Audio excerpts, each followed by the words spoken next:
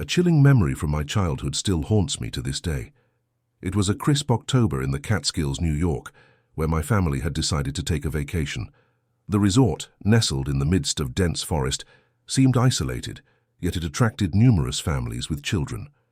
The expansive grounds were dotted with families engaged in various sports, creating an illusion of vibrant activity.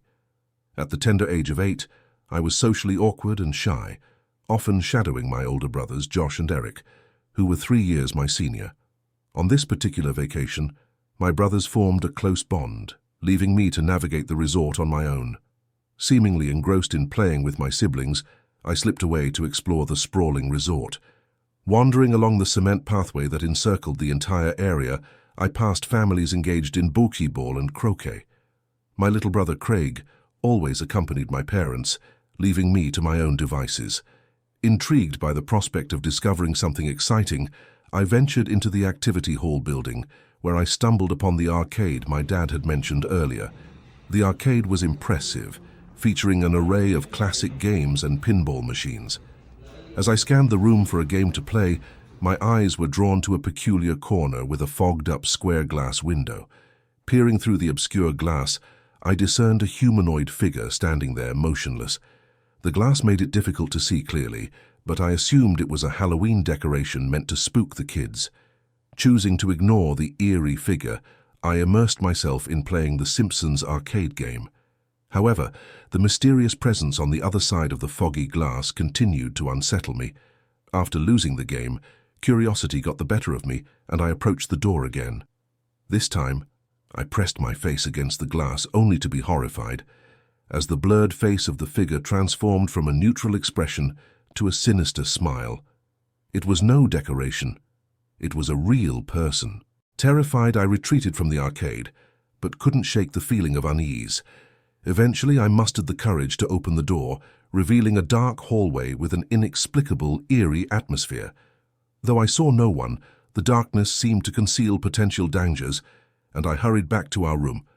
Upon sharing my disturbing encounter with my parents, we had an uneasy dinner that night. Strangely, a man sitting alone at a nearby table caught my attention. He was facing me, and our eyes met. Memories of the man from the arcade flooded back. His smile sent shivers down my spine. Panicking, I told my parents about the unsettling connection, and my dad instructed me not to look in the man's direction. The man eventually left, casting one last unsettling glance my way. Looking back, I can't help but believe he may have been a predator, his unnerving behavior and unsettling smile raising concerns. I can only hope that no children fell victim to him. As a man, I had to cope with a horrific stalker incident when I was 23 years old. My friend Alyssa was 19 years old when we first met. It all started when I sent her a direct message on Instagram. I was taken aback that she responded given her large following. We only had the chance to hang out a handful of times, but her rapid clinginess was a huge turn-off for me. I started hanging out with other girls, and as I would get new followers, Alyssa actually texted me angrily about it. As if we were dating, she got mad at me for allegedly ignoring her texts. Yet, my follower count was going up from new girls. It was pretty comical at first. I didn't really let it bother me. I started talking to this girl, Meg. As our second date, we decided to go to Dave & Buster's. We drank a little before we went, so when we got there, we already kind of had a buzz going. We were playing the basketball Connect 4 game. That's when my phone kept going off in my pocket. After the time around the game ended, I checked my phone and I got 3 texts from a random number and a picture. The picture was of Megan. Even though I was at Dave & Buster's before the basketball game, the text message indicated no way when I went to text again. Since the message didn't originate from another iPhone, it was probably sent using a burner number app. Upon first glance, I thought the photo was going to feature Alyssa. However, there were actually just a few other groups of individuals engaged in various activities. I replied, "Who is this?" but there was no response. I showed Meg the text and picture, and she agreed it had to be a friend messing with me. We went across the place to a different game, and it happened again a few minutes into playing this new game. I got a picture texted to me with both of our backs turned to the person taking the picture, and they were maybe like 50 feet away from us when it was taken. It looked blurry though, like it was zoomed in this time. They sent a text saying, "My favorite game, can you beat my high score?" LOL. I told Meg to wait there. As I walked to the area where the picture was taken from, I looked all around the immediate area expecting to see Alyssa, or honestly anyone I knew, but it was just a bunch of strangers. Some random lone guy playing some ticket jackpot game. This group. I responded to the text once more, this time asking who it was. I then sent a screenshot of the pictures to a few of my close friends, who naturally wanted to know if it was any of them. At first I believed them when they said it wasn't. After all, it could have been anyone. However, I couldn't see Alyssa in the photos. The person who responded to my text asked, "Who do you think it is?" I suggested we meet up with Meg, and she agreed. We left the building and headed to my car. I received a text from the number asking, "Why did you leave?" I didn't respond. We continued our date at a nearby bar, and eventually Meg came home with me.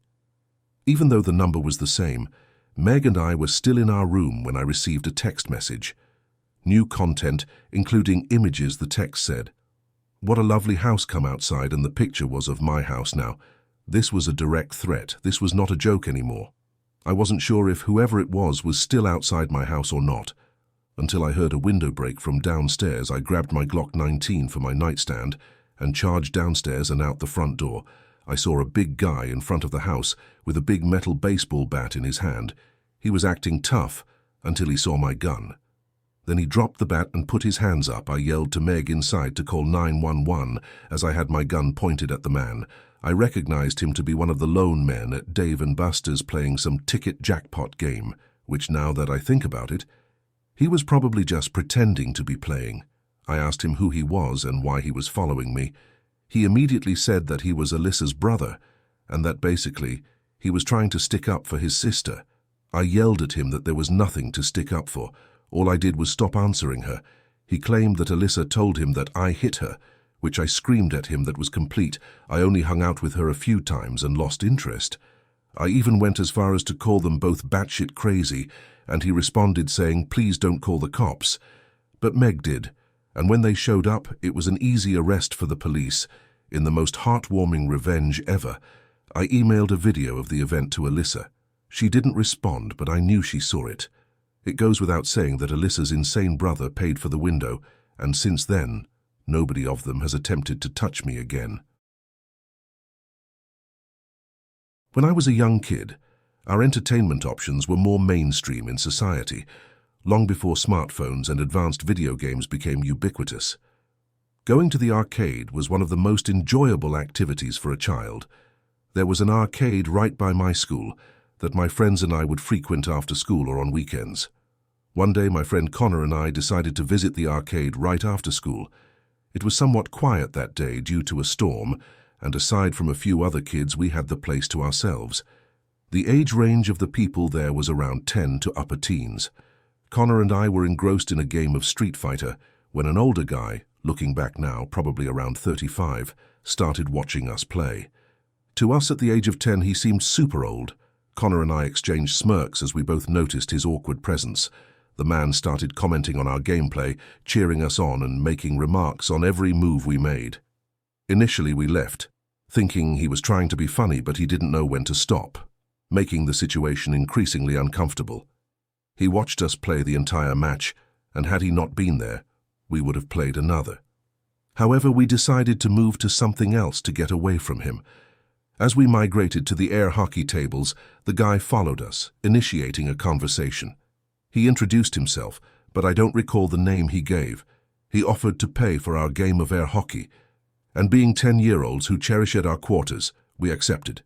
Even at that age, we could sense that the guy exhibited some antisocial tendencies. He watched our air hockey game, commenting on it as if he were a professional commentator. The situation turned from annoying to downright creepy when he started making physical contact. It began when I scored a point on Connor, and the guy congratulated me, putting his hand on my shoulder. The hands lingered there for a few seconds, making us uncomfortable. The weirdness continued as the guy would congratulate us by patting us on the back or shaking our shoulders whenever one of us scored. Deciding to cut the arcade trip short, We told the guy we were heading home. He offered us a ride, but we declined, planning to run home in the rain. Our mistake was not lying and saying we had a ride. As we ran home in the rain, a red car started creeping up from behind. We could see the man from the arcade behind the wheel. He persistently yelled at us to get in, but we ignored him. Eventually, the man sped ahead, pulled over, and yelled at us again. Connor and I stopped, and I suggested crossing the street to avoid any potential danger. This decision made us run even faster to my house, which was now in sight. We rang the doorbell multiple times until my mom answered. We pointed to the red car, but it had already speed down the street. We told my mom about the man who had followed us from the arcade. She was mad that we led him right back to the house, instead of ringing one of the neighbors' doorbells, and she was right. The next day, as I walked to school, I saw the red car parked a few houses down on the opposite side of the street. I immediately went inside to inform my parents. While my mom called the police, my dad angrily walked towards the car. As he approached, the car sped down the street and was never seen again. I spoke to the police to describe the man and what happened at the arcade and during the walk home. Unfortunately, my dad didn't catch the license plate, but they had information on the type of car. We were not allowed back at that arcade, and the arcade owner was understandably concerned.